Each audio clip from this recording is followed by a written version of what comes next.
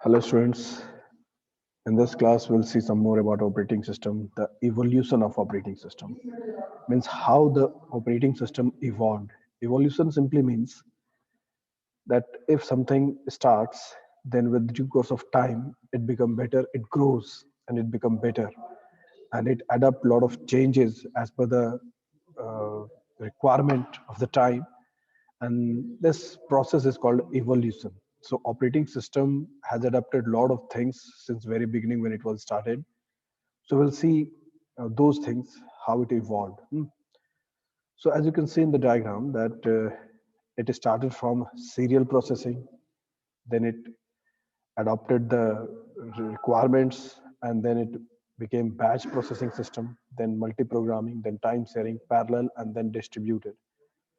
So with this, you may see that the thing is becoming better. The operating system, the way that it is working, the way it is handling or managing the resources is becoming better and better. So in this class, we'll see what is serial processing, batch, and all other we'll see. It's quite easy and very informative. And being a computer learner, you must know these things about a operating system. So let us see evolution of OS since 1950. So you know this that first generation of computer started during this time, and from the beginning only, a computer needed a system which can control it. So that was given name operating system. So here we discuss six main operating system types evolved during these past 70 years. So the first is serial processing. Okay, what is serial processing? Let us see this. History of the operating system started in 1950. Before 1950, the programs directly interact with the hardware, and there were no operating system at that time. Before 1950, there were no operating system. Means the programmers were directly interacting with the machine language 0 and 1, which we have already discussed. And that's how they were operating a computer. And yes, one thing you should be very clear about in your minds that the way in which we see the today's computer was not like this. In earlier days, during this time, 1950s and all, computers were very, very large. Very large means what? It needed around 1500 square feet of space to keep the computer. You may find the diagrams and other things about such type of computers over the internet. That was the first generation computer, and that was only understanding the binary language. At that time, no programming languages were also there of such type. At that time, where the computer operators had to give all the instructions in binary. So it was very tough job that time. Okay. So before 1950, there were no operating system, but after that, operating system started to be made as the time that computer was developing. Still, it is developing, but it is in the best phase right now. So the programmers directly interact with the hardware, and there were no operating system. If the programmer wishes to execute a program on those days, the following serial steps are necessary. तो उस जमाने में क्या करना होता था? सबसे पहले टाइप द प्रोग्राम और punched card. Punched card is a kind of input device, or you may say the recording device. Those were paper tapes. Paper tapes were also used. Punch card is a card having punched in them. Its holes were made in them, and those holes were representing one and zero. So if you want to know to more about punch card, you just have an article regarding that. So either you type the program or you just use the punch card. Then convert the punch card to a card reader. Punch card contains punches, and those punched or the holes were read by the card, where the hole represented one and no hole represented zero, kind of. Submit to the computing machine. Is there any error? The error was indicated by the lights. On those days, these things were that have been done. If there's some error, the light indicators were there, which indicate that there is a problem. You just better read this and all. The programmer examined the register and the main memory to identify the cause of an error. It was very cumbersome task on those days. Earlier days, operating a computer was very tough job. It was not like today's computer. The way in which we are using the computer is in the most simplest form and the best form of computer. Then they had to find out where is the error, and then take output on the printer. Then the program was ready for the next program. So like this, programs are processed serially. First, whatever you need to do with a computer, you just need to type the program or instruct the computer, and then it will find if there is any error or not. And if there is error, then you have to find it and correct it, and then it will finally execute your program. And then after one program is finished, then you can go for the next one. As long as the first program is going on, you cannot give instruction for the next program. Nowadays we are doing multiple tasks in a single way, or say single go. But on earlier days it was serial processing. One by one the programs were processed. Drawback: what was the drawback on those days? This type of processing is difficult, of course, as you might uh, can understand this. It take much time, and the next program should wait for the completion of the previous one. The programs are submitted to the machine one after one, and therefore the method is known as serial processing. So it's quite clear to you now. These were the earlier ways of processing a program, serial, when the computer was not that developed. Uh, so this is the case. This is the old uh, type of operating system. It's not no more used nowadays. Then another type, as I said, that as per the requirement, things evolve. So this requirement came. Before 1960, it is difficult to execute a program using computer because of the computer located in three different rooms. As I said, that it needed 1500 square feet of space, and every single thing is kept in different rooms. So those were big computers. So that's what it's reading. The computer, because the computer located in three different rooms: one room for card reader, one room for executing the program, and another room for printing the result. So this kind of things were there on those days. You cannot even think of this. All those who have learned the history of computer might be knowing this. So if you haven't learned it yet, then please go for it. Then you will come to know more about what a computer was and what a computer is now. So the user machine operator runs between the rooms to complete the job. Go in the one room for one work, then the operator go in the another room for second work, then go for the another work in the third room. Like this, the operators were running around. So they found the solution to this problem, and this was solved using the batch processing. Now, what is batch processing? Let us see. In a batch processing technique, the same type of jobs batch together and execute at a time. When similar jobs are batched together, एक batch में सब सारा काम को रख दिया गया, means एक ग्रुप में, और फिर वो काम एक के बाद दूसरा, दूसरे के बाद तीसरा अपने आप वो हो रहा था. The carrier carries the group of job at a time from one room to another. Therefore, the programmer need not to run between these three rooms several times. This might be a little complicated to you because you haven't even heard of this kind of things. Computer ऐसे भी operate हुआ करता था कभी कि आदमी दौड़ दौड़ के काम कर रहा है. Yes, so this is the history. Computers were big on those days, and batch processing were done. जैसे इसमें समझो, सीरियल प्रोसेसिंग में एक काम हुआ, आदमी किया, उसके बाद फिर दूसरा काम हम दे रहे हैं. जब तक ये काम खत्म नहीं हो रहा, तुम दूसरा काम दे ही नहीं सकते. बैच प्रोसेसिंग में क्या हुआ कि एक जैसा काम को हम एक ही बार दे दिए. मतलब बहुत सारा काम है, 4-5 काम है, जो कि सीरियल प्रोसेसिंग में बारी बारी से देना होता था हमें. टाइम टेकिंग था, प्रॉब्लम था. बैच प्रोसेसिंग में हमने क्या किया कि एक ही तरह का काम जो है, एक ही तरह का रिसोर्स चाहिए, एक ही तरह का सिमिलर टाइप का, उसको एक बैच में डाल दिए. तो सीरियल में ही काम हो रहा है, काम वन बाय वन ही हो रहा है, बट हमें ज्यादा भाग दौड़ नहीं करना पड़ रहा है, ऑपरेटर को ज्यादा दौड़ नहीं करना पड़ रहा है. वो एक बैच में डाल दिए हैं, वो एक एक करके अपने आप को ऊपर काम हो रहा है. हाँ, फिर समय आया मल्टी प्रोग्रामिंग का. ये कब का समय था? जब प्रोसेसर सब और बेहतर हो गया, कंप्यूटर बहुत हद तक डेवलप हो गया, तब ये सब आया. Multi programming is a technique to execute a number of programs simultaneously. Simultaneously मतलब एक साथ बहुत सारे प्रोग्राम्स को रन करना शुरू हुआ, और वैसा ऑपरेटिंग जो एक साथ बहुत सारे प्रोग्राम को रन करा सकता है, उसे हम लोग कहते हैं multi programming operating system. This word simultaneously means all together, and by single processor, एक ही प्रोसेसर बहुत सारे प्रोग्राम को करता है. कैसे करता है ये हम लोग समझते हैं. In multi-programming, a number of processes reside in main memory. We have already enough studied about main memories. So all the programs, the number of processes are the part of program. So reside in main memory at a time. The operating system picks and begin to execute one of the job in the main memory. यहाँ diagram देखिए.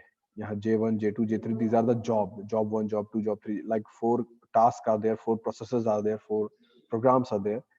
Then the operating system picks, and these all are loaded in main memory. The processor picks one program like J1, and then it starts processing it. And after completing this, it goes for this. But what? Let us see.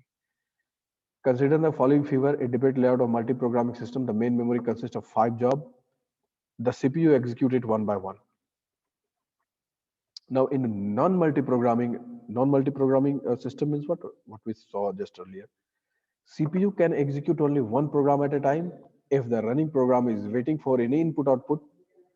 When suppose that job 1 has stopped, it needs some input work to be done. So meanwhile, if it is a non-multi-programming system, then what? If the job 1 is doing any kind of input or output work, not processing work, input or output work, then the CPU was waiting. It was just sitting idle. It was not doing anything. And once the all kind of input output and everything is finished with this, then it goes for the J2. But what happened in multi-programming? In multi-programming, if job 1 is waiting for some kind of input or output processes, then CPU doesn't read idly, it goes for the next program, J2. And like this, it tries to, or it completes the J2 also. So this is what it is written here, that running program is waiting for any input, the CPU become idle. So it will affect on the performance of CPU. It is about non-multi-programming system. Means in non-multi-programming, what is happening? The J2, if J2 is doing something, I mean J1 work is, if J1 is waiting for some work, then it was not doing anything. The processor was sitting idle. But in multi-programming, what happens? If any input output wait happens in the process, then the CPU switches from one job to another job in the pool, in the line, in the queue. Okay. अगर processor एक काम को कर रहा है, बीच में उसे किसी कारण से रुकना पड़ रहा है, वेट करना पड़ रहा है for any input output, then what?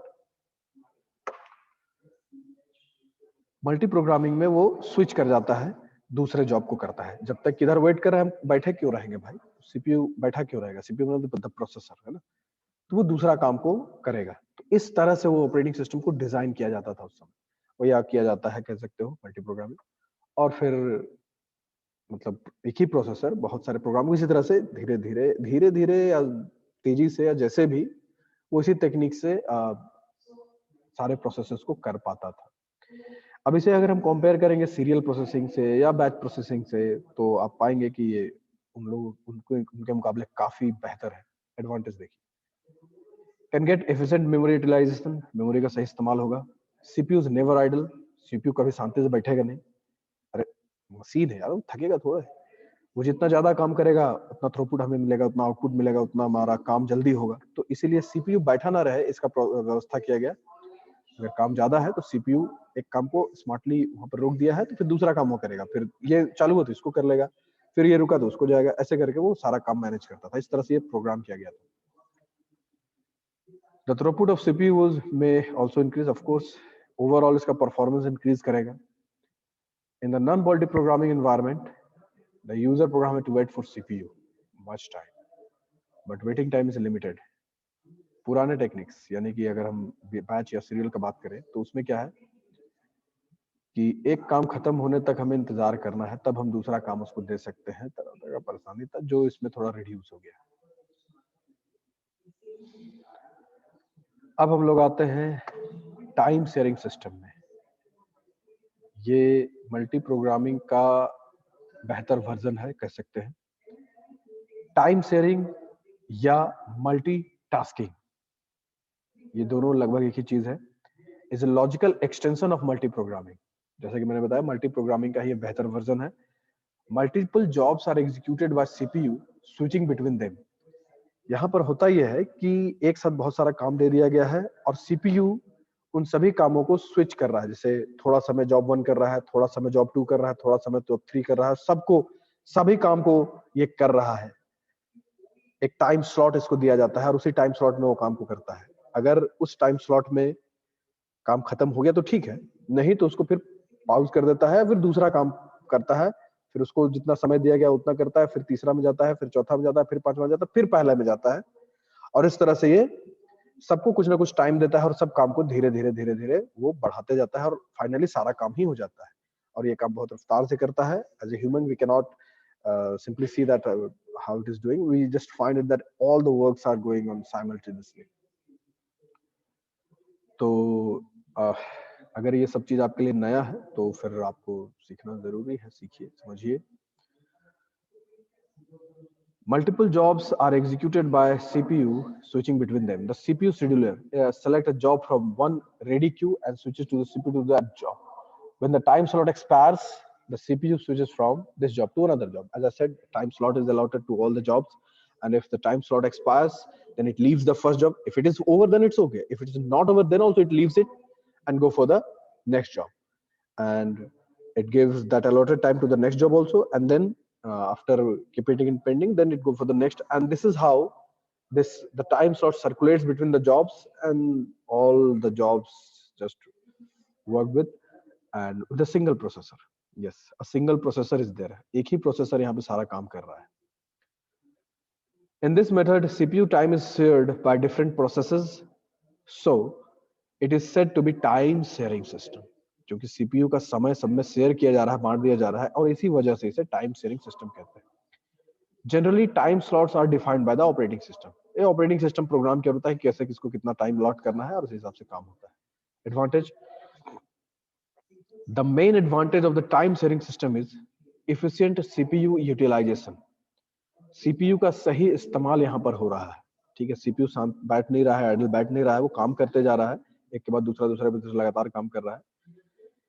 It was developed to provide interactive use of computer system at reasonable cost. यहाँ पर हो ये रहा है कि एक ही प्रोसेसर एक ही है, देखिए बहुत सारा प्रोसेसर लगा दिए हैं, दाम बढ़ा दिए हैं. एक ही प्रोसेसर है और उसको इस तरह से स्मार्टली डिजाइन करके हम कम खर्च में ज्यादा काम करने का प्रयास कर रहे हैं. A time-shared OS uses CPU scheduling and multi-programming to provide each user with a small portion of time shared computer. सबको थोड़ा थोड़ा समय देकर के वो काम कर रहा है, बस यही से कहने का मतलब है.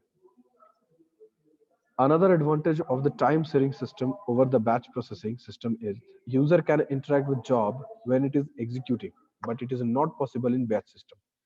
ये कंपेयर करके बता रहा है कि बैच और इसमें क्या अंतर है. Another advantage कि user can interact with the job when job is executed, but it is not possible in batch. Batch processing में भी एक साथ हम बहुत सारा काम दे देते हैं, but वहां पर आप काम देने के बाद उसमें आपका कंट्रोल रहता नहीं है. ये एक और डिसएडवांटेज है बैच के बारे में, जो उस समय नहीं लिखा था, अब मैं आपको अभी बता रहा हूँ. कि बैच प्रोसेसिंग में आपने काम डाल दिया है तो आप फिर उसे कंट्रोल नहीं कर सकते. वो अपने से जैसा एक बार दे दिया गया उसी हिसाब से काम करेगा. बट टाइम शेयरिंग में काम दे दिया गया है, आप फिर उसको बाद में बीच से हटा भी सकते हैं, क्लोज भी कर सकते हैं, आपके कंट्रोल में रहता है. कहने का मतलब यही है. एक और तरह का ऑपरेटिंग सिस्टम होता है जिसे हम लोग कहते हैं पैरेलल प्रोसेसिंग या पैरेलल सिस्टम. ये क्या है, सब इंफॉर्मेटिव है. Let us see this. There is a trend in multiprocessor system. Such system have more than one processor in close communication.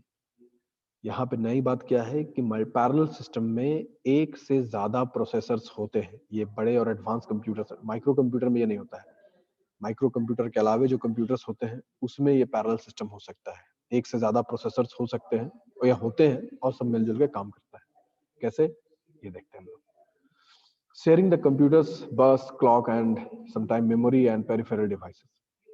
एक ही कंप्यूटर में बहुत सारे प्रोसेसर लगे हुए हैं और वो सब सारा चीज को इस्तेमाल करता है अच्छे से और काम करता है. ये इसको समझने के लिए आप यूं समझिए कि मान लीजिए कोई एक काम है, कोई एक काम को एक आदमी कर रहा है.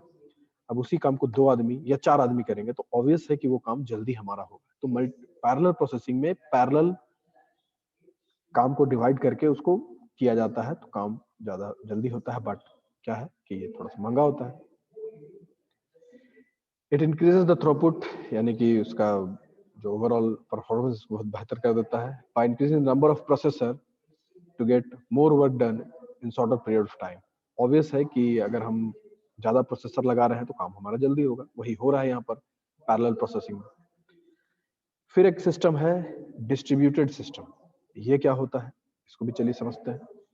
इन distributed operating system the processors cannot share a memory or a clock or each processor has its own memory। Distributed system में क्या होता है कि मतलब अलग अलग टर्मिनल्स होते हैं। यहाँ पर समझने वाली बात यह है कि हर एक इसमें बहुत सारे कंप्यूटर्स में से मिलजुल के काम करता है। कैसे? अपना एक इंडिविजुअल कंप्यूटर है, उस कंप्यूटर का अपना एक प्रोसेसर है, उसका अपना मेमोरी है, उसका अपना सब कुछ है, और इस तरह से बहुत सारे वैसे सिस्टम्स हैं, मगर वो सारे कंप्यूटर्स एक दूसरे से जुड़े हुए हैं in the network, yes, using a communication line, and they all interact with each other and they accomplish some work, and this is called distributed operating system. Let us see the text and find out something else if it is there. The processor communicate with one another through various communication lines such as high speed buses. These systems are referred to as loosely coupled system. Loosely coupled मतलब इन लोग को एक दूसरे से बहुत ज्यादा मतलब नहीं है, ठीक है। लूजली कपल्ड, एक स्ट्रांगली कपल्ड होता है सिस्टम, मतलब एक अगर रुका तो दूसरा भी रुक जाएगा। बट यहाँ लूजली कपल्ड है क्योंकि सबका अपना अपना व्यवस्था है, but they are communicating with the communication lines, the information or the data is shared among them using the line. This is a loosely coupled system. Advantages क्या है? If a number of sites means the terminals, the systems you may say, if a number of sites connected by high speed communication line, it is possible to share the resource from one site to another site। Means अगर बहुत सारे computer एक दूसरे से connected हैं तो हम लोग शेयर कर सकते हैं रिसोर्स को। जैसे कि क्या? For example, S1 S2 are two sites and these are connected by some communication line or in a network, then S1 having printer, S1 के पास मान लो प्रिंटर है, but the site does not have any print, और S1 के पास printer तो है but उसे कुछ print नहीं करना है, then the system can be altered without moving from S2 to S1 and therefore resource sharing possible। मतलब S2 फिर उस प्रिंटर को यूज कर सकता है, therefore resource sharing possible in the distributed operating system। So simple।